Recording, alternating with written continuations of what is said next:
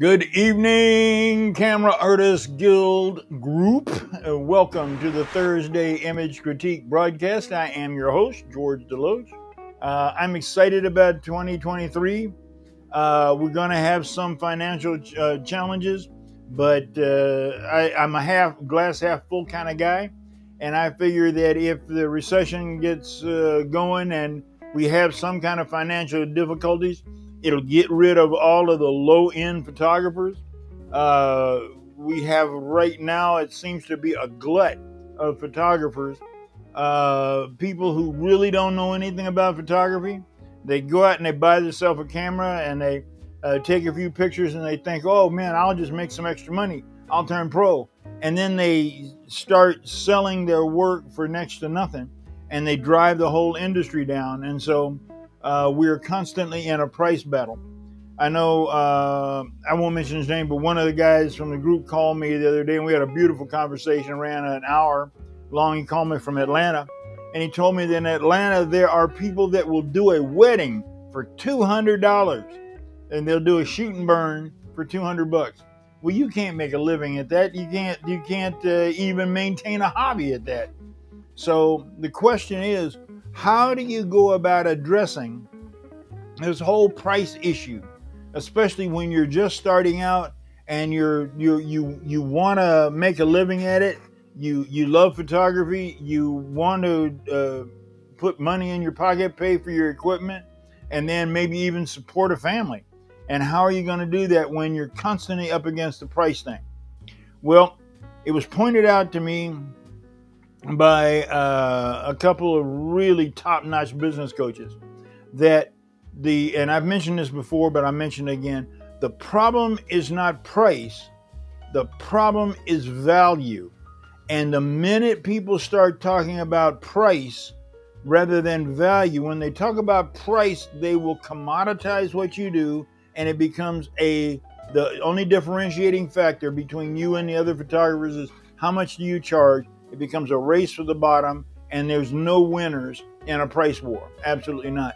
So it's up to you in that first conversation with your prospective client to shift the conversation from how much do you charge to what do you want to do with the final image and how valuable or how important is it that this be effective. They gave an example of someone who, well, they actually used a makeup artist, but the theory is still the same. That you go to a makeup artist and one makeup artist charges $300, and a person comes to that makeup artist and says, well, I only have $200. Well, do you lower your prices or not? But if you ask the people and you talk with them, he says, are you married? And the person says, no, I'm not married. Well, have you had a relationship yet? Well, is your ex gonna be at this wedding? Yeah. Well, how much is it worth to you to absolutely look stunning and knock your ex's pants off to the point where he is envious and jealous and wishes he had not made that mistake of ending the relationship? Is it worth the extra $100? And that in a mild way is a way to shift it from value, how much do you charge, to what you are going to get out of this and how important is it to you. If you're a family photographer, you want to talk about how important the children are for you and this one moment in time and how soon this will change, and how do you want to trust the work that the images that are made. Do you want to trust that to somebody who has a very little experience and cannot handle the job, can give you a snapshot but not create something fabulous? And look, this is what we can create and this is what we do. So that'll give you a general idea. I want to work it out a little bit more, and I'm going to try to write something about it a little bit, but I thought I would point that out to you. And today we're going to jump on into the images here in just a couple seconds and get into image critiques. Alrighty, this is Willie Demetrius Richardson. Beautiful beauty shot, Willie Richard. Willie, beautiful, beautiful beauty shot. Your makeup artist is right on her money. You got nice smooth skin there. I think just it's my opinion. You decide to do what you wanted to do creatively. I know you know what you're doing. I think I would increase the depth of field a little bit. When you're working a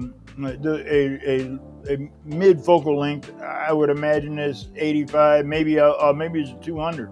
I'm not quite sure, but the cheek area here has begun to go out of focus depth of field wise. And in a beauty shot, you want all this skin to just be radiant. And when it goes out of focus there, you lose the specular highlight of the skin. There's a neat specular highlight here. You want the skin to be smooth, but you want it to have a texture to it, but a smooth texture. And so a lot of people use frequency separation in order to do that. 𝐦𝐨𝐫𝐞 software has a couple of really cool plugins that will let you soften the skin up, but just maybe bring that depth of field up, because you are dealing with a very, very shallow plane, nose and cheekbone, and the neck could go ahead and go on out, but just pump that depth of field up. In other words, shut down, a stop or so, and see how that works out for you. It will also bring out a little bit more detail in the cheeks. The cheek loses its definition, and the side of the face loses definition a little bit because it goes soft over here. But all in all, it's a great shot, man. Congratulations. All right, the king of selfies, Steve Perry. How you doing, Steve? Steve is our brother from up in Canada, and then Steve, you just amaze me, man.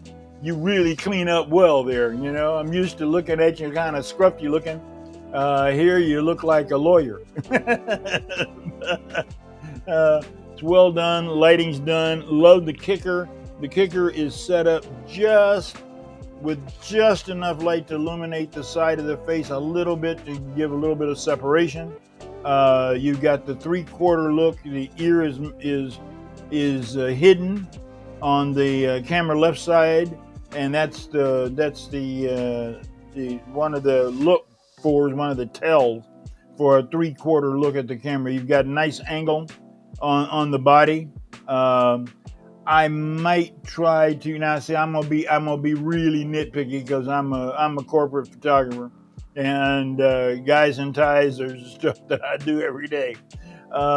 You may use the clone brush and pick up this space right here where the top of the white shirt is above the tie. Sometimes you can do it, sometimes you can't. Now I'm gonna try this, and I'm gonna duplicate the layer, and want to take the stamp tool and watch me blow it now. Let's close it down a little bit and hit the clone button, and there we go. Okay, I'm gonna stop while I'm ahead. There we go. It's not much, but it tightens that up and takes that little line out of the tie. And other than that, you're doing really good. You maybe pull the tie off over here a little bit. The tie is always one thing that is a major challenge. If you watch network news or cable news or any place where they got tacking heads, you look at the guys' tie knots, and they have a heck of a time with tying those ties perfectly. But it can be done. And maybe a little bit here, like I said, it's hiding. You could pull the back section of the tie over a little bit and hide it. But lighting wise, and everything is looking really good. Congratulations. Like I said, you the king of the selfies, man. Perfect. Here we go. Mike, Positive Images. I had a great conversation with Mike. He is a super guy with his fancy new camera, his Z9. And then this is a holdover from Christmas. So like I said, I was convalescing over Christmas. So, but we got the entire Christmas thing and the theme, and it's great. Okay, Mike. Okay, Keith Davis. Keith, you really kind of hit it this time, man. I love it. I know this is, at least I believe this is part of your studio, because I've seen the floor and the white wall before, although I don't remember these lights over here on the left-hand side. But the lights kind of give an interesting addition to the photograph. Your lighting's right on where it should be. Your model has got a very interesting pose. I love the fact that she's on her toes, which elongates her legs and makes her legs look like nice and smooth and shapely. You got a bend in the elbow so that you show the waist. She's got her tummy tucked in a bit so that you've got a good figure all the way around, and so it's looking good. Congratulations, man! I give you props on this one. Okay, and the last one for this time. You guys have really made my job easy this time because there's so much good stuff out there. Again, I will put camera artist and the camera artist family of photographers. I'll put those up against any other group of photographers, any organization, from clickers and flickers to the Professional Photographers of America. And I will say that we will hold our own with the best of them. You know, your work is really improving, and I am just really pleased to be part of a group that is dedicated to this work, and dedicated from all over the world. We didn't get a entry this time from Nigeria, but we have a Nigerian photographer that is entering stuff regularly, and it's really great to see. They got a lot of photographers over there in Nigeria that are serious about what they're doing, and I'd love to include more in the group. So if you have any connections, not only in Nigeria, but any other part of Africa or India or China or Great Britain or America, anywhere, from Key West, Florida to to Seattle, from Bangor, Maine to San Diego. Let's put it like that. And then we don't want to forget Al Cabrera, and we bring in the Spanish connection. We got to have a lot of guys there. We want more. So anyway, enough commercial. This is John E. Bauer Jr., and it's an interesting photograph. I love the perspective that you're using. You do very well in matching artificial light and natural light. It's an interesting pose. At first, I thought she was giving the Vulcan hand salute like Spock or something like that from Star Trek, but I realized that it was her hair that she was holding on to.